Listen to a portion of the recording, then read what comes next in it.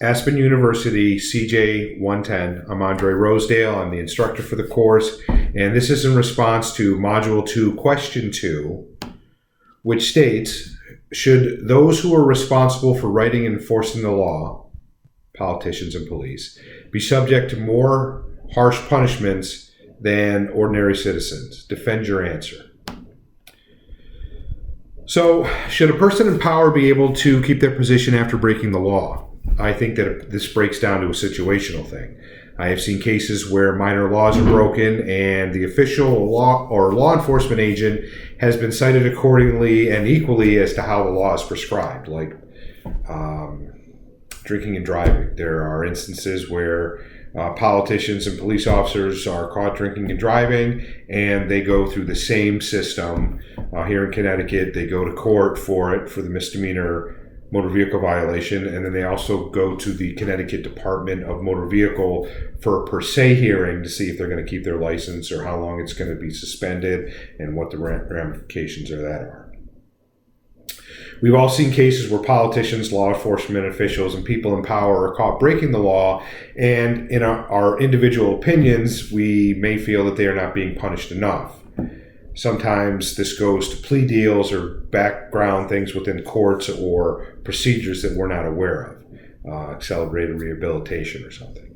There are instances where individuals are caught doing something illegal, a punishment is handed out, and after the dust is settled, these individuals violate the conditions of their punishment or continue doing the same poor behavior.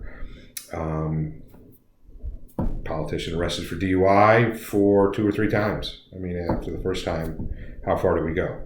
Where do you draw the line, specifically, where police officers being held to a different standard than everybody else? What's your breaking point? Discretion, that kind of thing.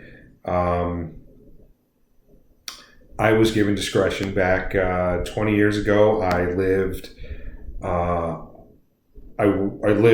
north of where I worked, in the town that I worked in as a police officer, quite a distance, and I took I-84, and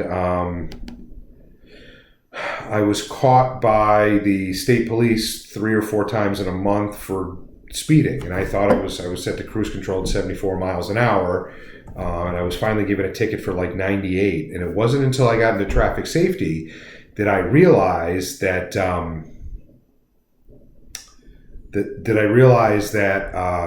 I had changed the tires on my Ford F-150. I went from the small stock tires to some bigger tires, but I did not have my speedometer calibrated. And the bigger wheels made the car go faster, but made the speedometer read slower. And their breaking point was the 3rd or 4th time of them saying, knock it off, to give me a ticket. And I ended up paying the ticket because I believe that's what you should do when you receive a ticket. You shouldn't claim professional courtesy on something like that. So let me know what you think, where your breaking point is for police officers. Police officers arrested for DUI, should they lose their job? Drug use. Let me know what you think.